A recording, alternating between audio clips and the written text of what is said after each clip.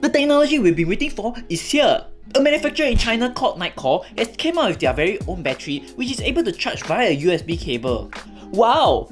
Next, there's a list of rumored Sony camera and lenses that's coming out in these 2 years, and one of them is possibly the Sony ZV-2. If either of these excites you, stick around and let's uncover them. Number 1. Nitecore's USB-C charging battery. According to Petapixel and Gizmodo, the Chinese third-party battery manufacturer named Nitecore has planned to come out with this smart battery. The model name is NP-FZ100, named after the original Sony batteries that are meant for the Sony Alpha camera lineup. What's so interesting about this battery is that you can plug in any USB-C cable and charge the battery on the go. I mean, it's about time. We already have AI and VR technology out there, so I think it's time these smaller hardwares catch up on technology. Don't you think so? So apparently, you can take a USB-C cable and charge it via the port located at the back or bottom of the FZ100 battery. There'll be either a green, blue, or red light indicator to reflect the power levels. Unfortunately, the article does state that it may take up to 4 hours to charge for its 2500 mAh battery. As a third-party manufacturer, there are also a few surge protection safeguard assurance for all those who are worried or skeptical about their products burning your house down. As someone who has owned 3 Nitecore products, it's safe to say that you don't have to plan out your fire escape route. I've used these chargers to charge various batteries including Sony's proprietary battery, the FW50, and it has little to no issues. Overall, I'm really impressed by Nitecore's manufacturing standards, something I could hardly say about other third-party brands. As for the price and availability, they have not stated it yet, but I do personally hope that they come out with one catered for the NP Sony FW50 batteries as I use them for my YouTube setup. Before we move on to our second news, if you guys enjoy this content, do give me a thumbs up and subscribe down below. Next up is a compact list of Sony Alpha cameras and lenses that's coming out within these 2 years. And when I say rumors, these are basically speculations with credibility as thick as thin air. So don't expect them to be accurate or even true. Starting the list from the top is the Sony A7R5.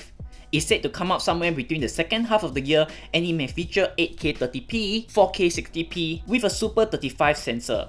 There are also rumors for other sources pointing towards a 120 megapixel photo capability, which is in the realm of possibility if you ask me, as the previous camera model, the A7 IV, does have a 61 megapixel photo capability.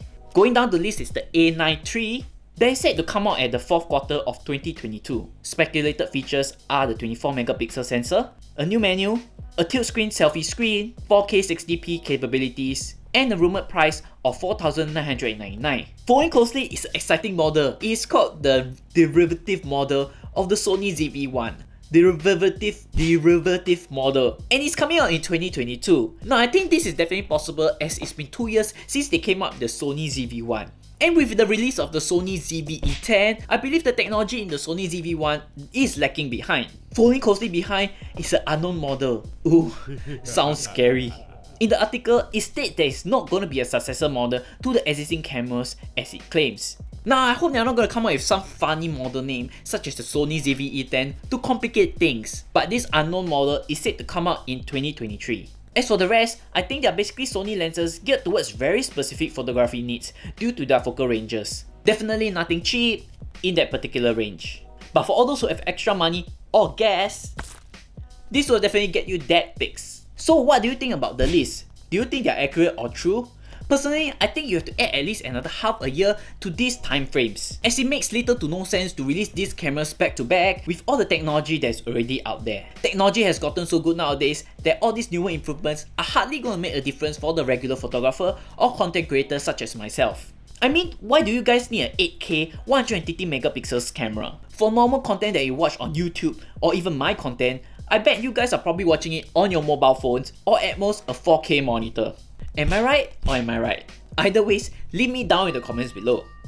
Anyway, if you guys would like to support me for the content that I create for this channel, do go to my Patreon link right above here. If not, I'll see you guys in the next video.